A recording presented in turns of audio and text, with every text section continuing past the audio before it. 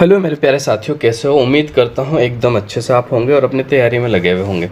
तो आज का ये जो पेपर है ये आरपीएससी के द्वारा लिया गया था। आपका असिस्टेंट टेस्टिंग ऑफिसर का पेपर था जो कि आपका 2021 में हुआ था। तो इस पेपर में आपके जो राजस्थान जीके के सवाल पूछे गए थे उन सभी क्वेश्चनों को अपन हल करने वाले हैं। तो बढ़ते हैं पहले क्वेश्चन की तरफ। ये रहा पहला क्वेश्चन आपके सामने है, ठीक है। ये पहला क्वेश्चन है आपके सामने, ये रहा।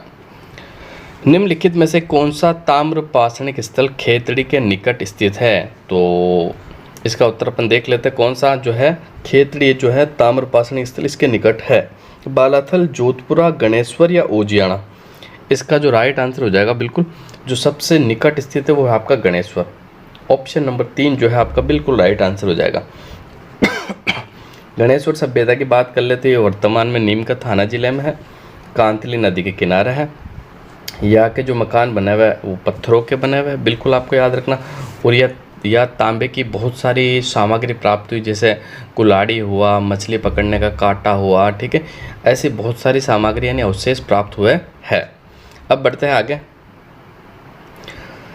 निम्नलिखित में से कौन सा पुरातत्वविद बेराट के अन्वेषण और उत्खनन से संबंधित नहीं है? तो इसका जो राइट आंसर हो जाएगा आपका बिल्कुल देखते हैं कौन सा होने वाला है। Alexander Cunningham, Dayaram Sahni, R D. Banerjee, H D. Sankalia? तो इसका जो राइट आंसर हो जाएगा बिल्कुल एच.डी. साकलिया। ऑप्शन नंबर 4 जो है आपका बिल्कुल राइट आंसर हो जाएगा। अब देखो बेराट सभ्यता के बारे में आपको मैं थोड़ा बहुत जानकारी देना चाहूँ तो सबसे पहले बेराट सभ्यता की जो खोज हुई थी वो दयाराम साहनी के द्वारा की गई थी। किसके द्वारा? दयाराम साहनी के द्वारा।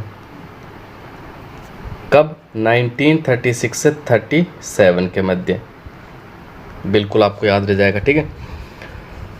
और इसके अलावा मैं बात कर लूँ तो वर्तमान में तो ये कोटपुतली बहरोड में शामिल हो गई है, जयपुर के अंदर नहीं है, ठीक है।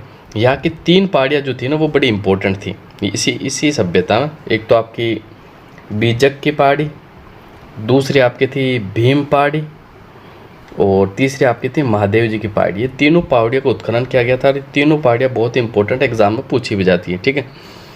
इसके अलावा मैं बात करूँ तो देखो बेराट सभ्यता से ही आपको महाभारत काल के अवशेष भी मिले थे। सवाल सीधा एग्जाम में बनेगा कि महाभारत काल के अवशेष कौन सी सभ्यता से मिले? तो बेराट सभ्यता से आपको मिले हैं। और यह आपको अशोक का एक अभिलेख भी मिला था, ब्राह्मो अभिलेख, ठीक है, वो भी आपको बेराट से प्राप्त हुआ है। इसके अलावा मैं और फैक्ट आपको बताना चाहूँ तो देखो आपको याद रखना है कि यह बौद्ध धर्म संबंधित, ठीक है, 8 बौद्ध मठ भी यहाँ से मिले हैं, ठीक है। इसका उल्लेख शायद आपके वो चीनी यात्री ह्वेनसांग द्वारा किया गया है। इसके अलावा बेराट सभ्यता से 36 मुद्राएं मिली हुई। कितनी मुद्राएं मिली? 36 इंडो ग्रीक मुद्राएं मिली। उसमें से 8 तो आपकी पंचमार्क है और 28 आपकी इंडो ग्रीक है, ठीक है। 36 यूनानी मुद्राएं मिली जिसमें 8 पंचमार्क है, 28 आपकी इंडो ग्रीक है, ठीक है, बिल्कुल आपको याद रखना। और इस यूनानी जो शासक था ना 16, उसका नाम था मिनांडर। उसकी जो मुद्राएं मिली वो 16 जो मुद्राएं मिली वो मिनांडर की मिली है, ठीक है, बिल्कुल आपको याद रखना है। इसके अलावा मैं बात कर लेता हूँ और इम्पोर्टेंट फैक्ट की। तो देखो आपको याद रखना भारत में सर्वप्रथम मंदिरों के जो साक्ष्य मिले थे ना वो बेराट सभ्यता से मिले थे। कहाँ से मिले थे? बेराट सभ्यता से, ठीक है, बिल्कुल आपको याद रखना है। अगले क्वेश्चन की तरफ बढ़ जाते हैं। विग्रहराज चतुर्थ की साहित्यिक रचना हरिकेली है। सॉरी 3 का जो आपका सही आंसर हो जाएगा बिल्कुल हरिकेली जो है ना एक नाटक है भाई। ऑप्शन नंबर 2 जो है आपका बिल्कुल राइट आंसर हो जाएगा। क्वेश्चन नंबर 4 आपके सामने। सन 1437 में मेवाड़ मालवा युद्ध का तत्कालीन कारण क्या था? तो इसका जो तत्कालीन कारण था कि मालवा का महपा पवार को मेवाड़ को सौंपने से इनकार कर देना, यानी ऑप्शन नंबर 2 जो है आपका बिल्कुल राइट आंसर हो जाएगा भाई। मालवा का महपा पवार को मेवाड़ को सौंपने से इनकार कर दिया कि भाई महपा पवार को हम नहीं देंगे, यही प्रमुख कारण था, ठीक है, बिल्कुल आपको याद रखना है। अगला क्वेश्चन। राजस्थान के निम्नलिखित शासकों में से किसे 1576 में चंद्रसेन के दमन हेतु मुगल सेना के साथ भेजा गया था? तो 5वें का बिल्कुल राइट आंसर हो जाएगा बीकानेर के शासक राय सिंह। ऑप्शन नंबर 4 जो है आपका बिल्कुल राइट आंसर हो जाएगा। अगला क्वेश्चन देखते हैं। निम्नलिखित में से कौन सा युग्म सुमेलित नहीं है? तो देखो भारतवीर का जो प्रकाशन होता था वो आपका बिल्कुल सही कहाँ से होता था, ये आपके भरतपुर से होता था, बिल्कुल सही है, ठीक है। प्रभात की बात कर लूँ तो प्रभात का जो प्रकाशन होता था ये भी जयपुर से है, बिल्कुल सही है। नवजीवन अजमेर से, बिल्कुल सही। लेकिन ये आगे बाण जो है ना, ऑप्शन नंबर 3, इसका प्रकाशन अजमेर से नहीं होता था, इसका प्रकाशन होता था ब्यावर से। कहाँ से होता था? ब्यावर से होता था। अब देखो मैं कुछ इंपॉर्टेंट अखबारों के बारे में अगर आपको बताना चाहूँ तो बिल्कुल याद रखना, बड़ी ही बेहतरीन खबर मैं आपको दूंगा जो कि आपके एग्ज़ाम्स के लिए महत्वपूर्ण होगी। देखो सबसे पहले सबसे इम्पोर्टेंट फैक्ट आपको मैं बताना चाहूँगा कि राजस्थान का सबसे पहला यानी राजपुताने का सबसे पहला समाचार पत्र कौन सा था। तो राजपुताने का जो सबसे पहला समाचार पत्र था वो मजहरूल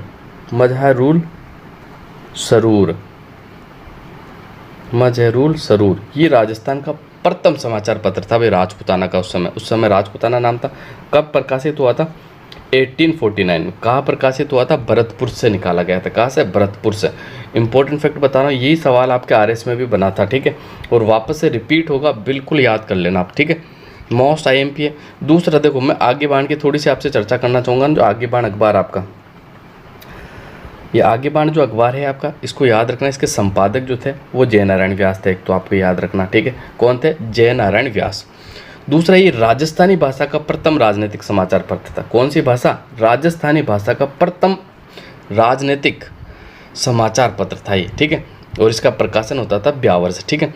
और मारवाड़ क्षेत्र में जन जागृति लाने के श्रेय से आगे बाण समाचार पत्र को मतलब प्रकाशित किया गया था, ठीक है, बिल्कुल आपको याद रखना है। इसके अलावा देखो और मैं कुछ समाचार पत्र आपको बता देता हूँ जो एग्ज़ाम्स की दृष्टि से इम्पोर्टेंट हैं। देखो राजस्थान सेवा संघ द्वारा देखो 3-4 अखबार निकाले गए थे, उसके बारे में बार बार एग्जाम से पूछा जाता है। एक तो है आपका नवीन राजस्थान। कौन सा राजस्थान? नवीन राजस्थान। नवीन राजस्थान की मैं बात करूँ ना तो देखो नवीन राजस्थान का प्रकाशन 1921 में प्रारंभ हुआ था, ठीक है। कहाँ से प्रारंभ हुआ था? ब्यावर से, ठीक है।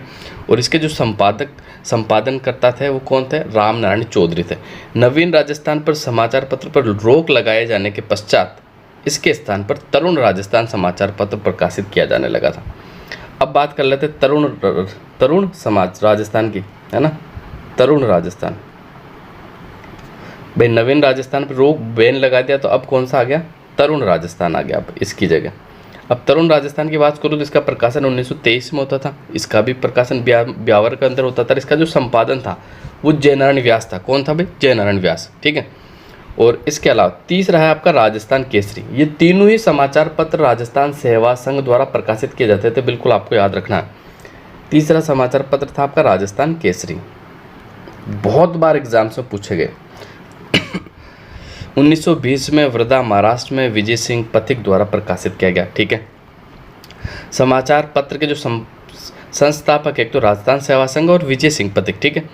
इस समाचार पत्र के संपादन रामनारायण चौधरी द्वारा किया गया और सेठ जमनालाल बजाज द्वारा वित्तीय सहायता प्रदान की गई थी। ये तीनों समाचार पत्रों के बारे में मैंने आपको बताया। मोस्ट आईएमपी है, बिल्कुल याद रखना, एग्जाम ओरिएंटेड है, बिल्कुल आपके एग्जाम में बनने लायक है। इसके अलावा एक समाचार पत्र है आपका त्यागभूमि। कौन सा? त्यागभूमि। इसके जो संस्थापक है त्यागभूमि के कौन है तो आपको याद रखना हरिभाऊ उपाध्याय। ये भी सवाल एग्जाम से पूछा गया, 1927 में इसका प्रकाशन हुआ था, ठीक है। एक आपका लोकवाणी समाचार पत्र है, ये भी एग्जाम से पूछा गया, आरपीएससी का फेवरेट है। वैसे लोकवाणी जो है ये जयपुर से प्रकाशित होता है, देवी शंकर तिवारी द्वारा प्रकाशित किया गया था, ठीक है, बिल्कुल आप याद रख सकते हो। इसके अलावा मैं और आपको बताऊं तो एक देखो एक समाचार पत्र है आपके जयनारायण व्यास जी का, उसका नाम पीप समाचार पत्र। ये जयनारायण व्यास द्वारा अंग्रेजी भाषा में प्रकाशित करवाया जाता था, ठीक। कौन सी भाषा में? अंग्रेजी भाषा में। तो अब बढ़ते हैं अगले क्वेश्चन की तरफ। सारे फैक्ट आपको याद रखने हैं। 7वां क्वेश्चन आपके सामने है।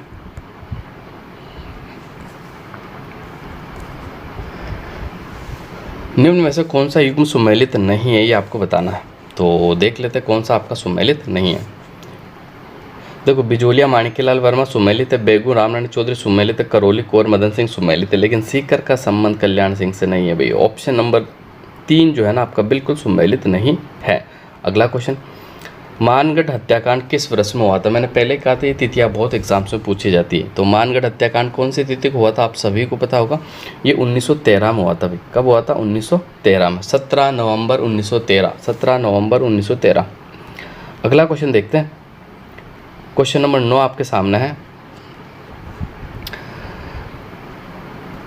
देशी रियासत जिसने सर्वप्रथम विलय पत्र पर हस्ताक्षर किए थे, तो देख लेते कौन सी रियासत है जिसने सर्वप्रथम विलय पत्र पर हस्ताक्षर किए थे। उदयपुर, कोटा, करौली, बीकानेर। देखो सबसे पहले जो किया था विलय पत्र पर वो बीकानेर ने किया था, बिल्कुल आपको याद रखना। किससे किया था? बीकानेर। देखो एकीकरण पर सबसे पहले मिलने वाली जो रियासत थी ना वो तो थी अलवर, लेकिन विलय पत्र में सबसे पहले साइन करने वाली जो रियासत थी ना वो थी बीकानेर। अब बीकानेर के बारे में बता देता हूँ। बीकानेर के राजा उस समय थे शार्दुल सिंह। कौन थे भाई? शार्दुल सिंह।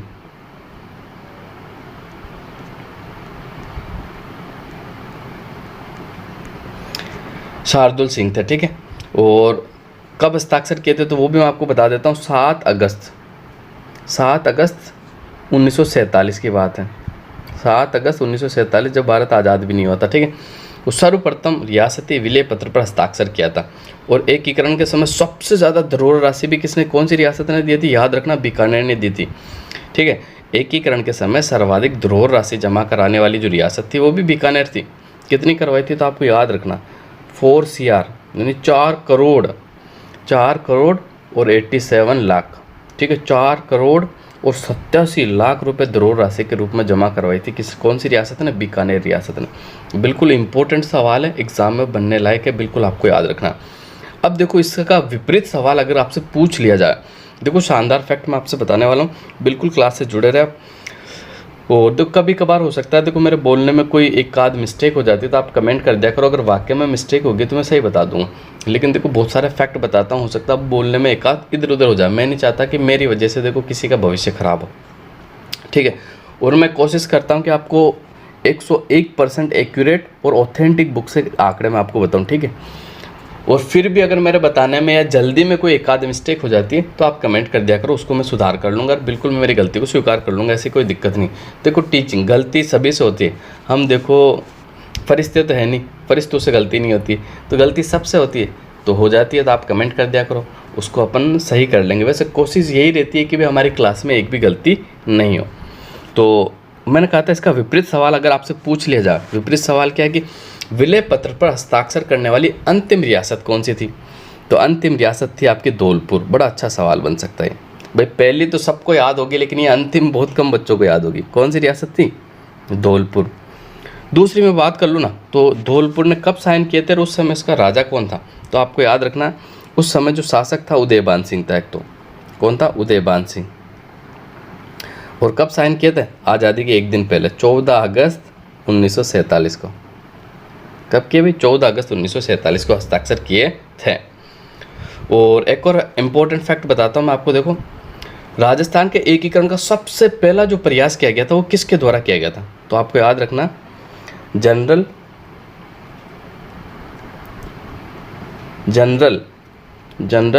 लिन लिथगो के द्वारा किया गया था भाई। किसके द्वारा? लिन लिथगो, जनरल लिन लिथगो के द्वारा किया गया था। अलवर, भरतपुर, धौलपुर। देखो एक इम्पोर्टेंट फैक्ट बताता हूँ जो कि पहले एग्जाम्स में बना है शायद ये, है ना। एक तो अलवर रियासत, एक भरतपुर, एक धौलपुर, एक डूंगरपुर, एक टोंक और जोधपुर, ये रियासतें राजस्थान में नहीं मिलना चाहती थी। उसमें से 2 रियासतें ऐसी है जो पाकिस्तान में मिलना चाहती थी। सवाल ऐसे बनेगा कि राजस्थान के एकीकरण के समय कौन सी 2 रियासतें थी जो पाकिस्तान के साथ मिलना चाहती थी? तो उसमें तो एक थी आपकी टोंक जो कि एकमात्र मुस्लिम रियासत थी, दूसरी थी आपकी जोधपुर। ये 2 रियासतें थी जो आपके पाकिस्तान के साथ मिलना चाहती थी। अब बढ़ते हैं अगले क्वेश्चन की तरफ। अगला क्वेश्चन देख लेते हैं। कितने चरणों में सिरोही राजस्थान में एकीकृत हुआ था? तो सिरोही को देखो 2 चरणों में मिलाया गया था, ठीक है। सिरोही और पूरा आबू देलवाड़ा पहले 6ठे चरण के अंदर तो बम्बई प्रांत में शामिल कर लिया था, फिर बाद में वापस 7वें चरण के अंदर फिर आबू को और कुछ सिरोही के गांव थे वो वापस मिला लिए गए, ठीक है। तो 2 चरणों के अंदर सिरोही का राजस्थान के अंदर विलय हुआ था, ठीक है। बिल्कुल आपको याद रखना है। और मैं एकीकरण की बात कर लूँ तो एकीकरण के समय कुल कितनी रियासतें थी? 3 रियासतें थी, 19 रियासतें थी, 3 ठिकाने थे और एक आपका चीफ कमिश्नर है ना, बिल्कुल आपको याद रखना। और सबसे प्राचीन रियासत की बात कर लूँ तो सबसे प्राचीन रियासत आपकी मेवाड़ थी और सबसे नवीन रियासत जो थी आपकी झालावाड़ थी। कौन सी थी? झालावाड़, बिल्कुल आपको याद रखना है। इसके अलावा मैं बात कर लूँ तो क्षेत्रफल की दृष्टि से सबसे बड़ी जो रियासत थी उस समय मारवाड़ थी और क्षेत्रफल की दृष्टि से सबसे छोटी जो थी वो थी शाहपुरा। जनसंख्या की दृष्टि से सबसे बड़ी उस समय जो रियासत थी वो थी जयपुर, ठीक है। और उसी समय एकमात्र मुस्लिम रियासत जैसे मैंने बताया था टोंक थी, और जबकि धौलपुर और भरतपुर 2 जाटों की जो रियासतें थी, एक तो धौलपुर एक भरतपुर थी, ठीक है। तो ये फैक्ट भी आपको साथ के साथ ही याद रखने हैं। अब बढ़ते अगले क्वेश्चन की तरफ। अगला क्वेश्चन देख लेते हैं। कलाकार जो बीकानेर के प्रसिद्ध मथुरैन परिवार से संबंधित है ये आपको बताना है, तो देख लेते हैं। तो इसका जो राइट आंसर होगा ना, एक तो मुन्ना लाल और मुकुंद, ये मथुरैन परिवार से संबंधित है। इसके अलावा एक थे आपके चंदूलाल। कौन से लाल? चंदूलाल। ये तीनों ही जो थे ना, इनका संबंध मथुरैन परिवार से था, ठीक है। इसके अलावा मैं बीकानेर शैली के प्रमुख चित्रकारों की बात करूँ तो देखो बिल्कुल नोट करना आप। एक तो थे रहीम खां, ठीक है। एक थे आपके अहमद उमरानी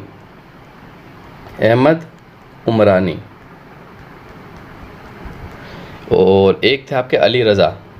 कौन से रज़ा? अली रज़ा। ये सवाल एग्ज़ाम में बना हुआ भी है भाई साहब, इसलिए सही कह रहा हूँ मैं, अच्छे से नोट करना। एक थे आपके कासिम, ये भी एग्ज़ाम में पूछा गया, कासिम, ठीक है। और एक थे आपके मोहम्मद शाह कह दो, या मोहम्मद शाह, ठीक है। एक थे आपके हिसामुद्दीन उस्ता, एक थे आपके कायम खां, ठीक है। और एक थे आपके शहाबुद्दीन। कौन थे भाई? शहाबुद्दीन, ठीक है। तो ये जो सारे चित्रकार हैं ये बीकानेर शैली के प्रमुख चित्रकार है। 12वां क्वेश्चन आपके सामने है।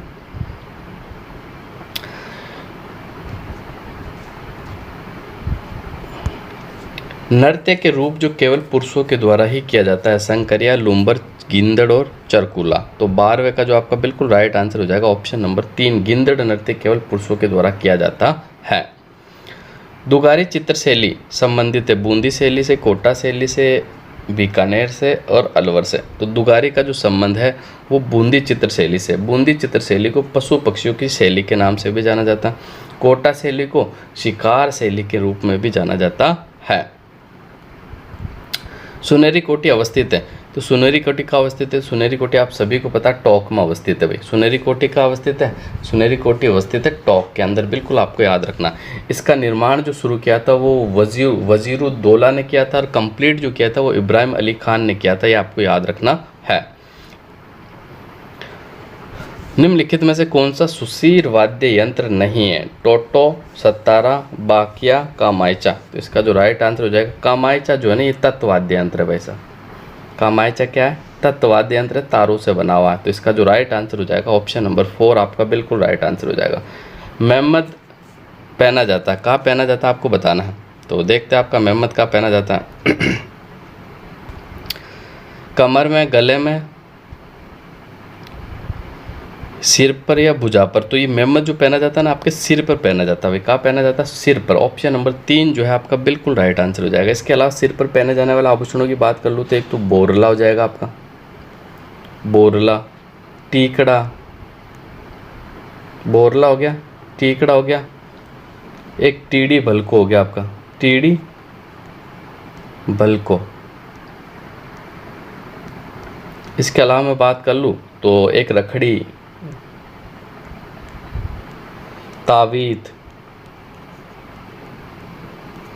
रखड़ी हो गया, तावीत हो गया, मौली, मेमंद, मौली और मेमंद। एक तो मौली हो गया आपका और एक हो गया मेमबंद, जो कि एग्जाम में आपके सवाल में पूछा गया। इसके अलावा मांग, इसके अलावा देखो एक तो है मावटी, एक आपका गोफन। गोफन जो है ना ये चोटियों के अंदर गुथा जाता है आपका गोफन। और एक आपकी साकली, याद रखना ये साकली सिर का आभूषण, बहुत बच्चे इसको गले का कर देंगे। साकली, ठीक है। खुगाली है गले का, तो जिसे हंसली अपन कहते हैं ना, वो होता है गले का। ये साकली जो है ना, ये सिर वाला आपका आभूषण है। तो अब बढ़ते हैं अगले क्वेश्चन की तरफ। अगला क्वेश्चन देख लेते हैं। जोधपुर का महामंदिर उपासना स्थल है नाथ संप्रदाय का, जसनाती संप्रदाय का, विष्णुई संप्रदाय का, राधा स्वामी संप्रदाय का। तो इसका जो राइट आंसर हो जाएगा नाथ संप्रदाय का। 17 का जो राइट आंसर हो जाएगा ऑप्शन नंबर 1 जो है आपका बिल्कुल राइट आंसर हो जाएगा। सारणेश्वर पशु मेला आयोजित होता है उदयपुर जिले में, जालोर जिले में, नागौर जिले में, सिरोही में। तो सारणेश्वर का जो संबंध है वो सिरोही जिले से। 18 का जो राइट आंसर हो जाएगा ऑप्शन नंबर 4 बिल्कुल राइट आंसर हो जाएगा। रणकपुर मंदिर का प्रमुख स्थापत्यकार कौन था? मंडन नाथा देपाक दरणक्षा। तो 19 का जो राइट आंसर हो जाएगा बिल्कुल देपाक था भाई। कौन था? देपाक। कुवल्यमाला कहा ग्रंथ में उल्लेखित क्षेत्रीय भाषाओं की संख्या कितनी है? तो इसका जो राइट आंसर हो जाएगा 18। ऑप्शन नंबर 2 आपका बिल्कुल राइट आंसर हो जाएगा। सॉरी। निम्नलिखित में से कौन सा दक्षिणी अरावली में अवस्थित नहीं है? उडिया का पट्टार, शाहबाद की उच्च भूमि, लसाड़िया का पट्टार, बोरट का पट्टार।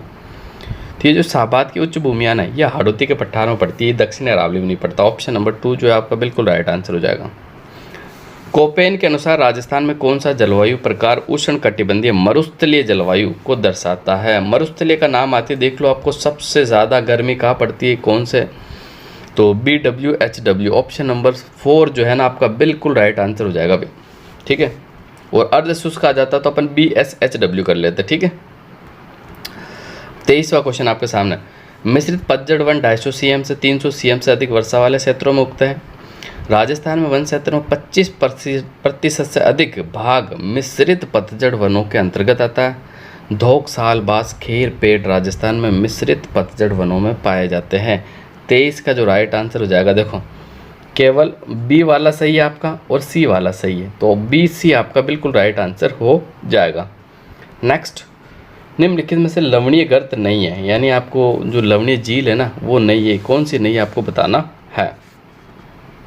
तो देख लेते हैं। डीडवाना भी है, सुजानगढ़ है, ताल छापर है, लेकिन कायलाना नहीं है। कायलाना ये कहाँ पड़ती है? तो सर ये जोधपुर के अंदर पड़ती है, ठीक है। अगला क्वेश्चन देखते हैं। खनिज और निक्षेप क्षेत्र, और आपको देखना है कौन सा सुमेलित नहीं है। तो देखते हैं कौन सा सुमेलित नहीं है। ताम्र, अकावली, झुंझुनू में सुमेलित हैं, बिल्कुल कोई दिक्कत नहीं इसमें। लोयस्क, पूर्व बानेरा पेटी, भीलवाड़ा, ये भी सुमेलित हैं। सीसा जस्ता, गोली और हनोतिया, कल ही आया था ये गोली हनोतिया, कल या परसों के पेपरों कहाँ पढ़ता था? अजमेर में पढ़ता है, यही आपका सुमेलित नहीं है, ठीक है। मैग्नीज जो पढ़ता है सिवानिया, खेरिया, बांसवाड़ा, ये चौथा था आपका सुमेलित है। 25वें का जो राइट आंसर हो जाएगा ना, 25वें का जो सही आंसर होगा वो ऑप्शन नंबर 3 होगा, सीसा जस्ता, ठीक है। सीसा जस्ता हनोतिया अजमेर में नहीं होता भाई, ठीक है। सीसा जस्ता या आपका तांबा होता है, या आपका सीसा जस्ता नहीं होता। तो ऑप्शन नंबर 3 जो है ना आपका बिल्कुल राइट आंसर हो जाएगा। जनगणना 2011 के अनुसार राजस्थान में महिला साक्षरता की न्यूनतम दर पाई जाती है बांसवाड़ा में, चूरू में, जालोर में और बाड़मेर में।